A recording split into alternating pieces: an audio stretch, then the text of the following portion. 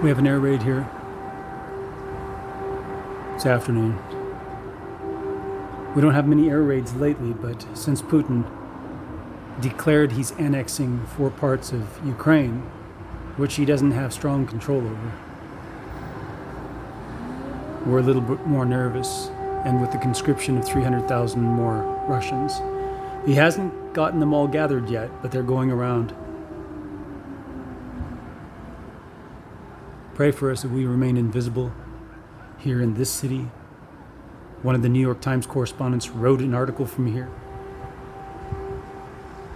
And so he's publicizing, drawing attention to this place. Pray that the devil would be thwarted and that we would be protected by angels here in this city so I could continue my work and protect me in my living space as well. There's been attacks on that.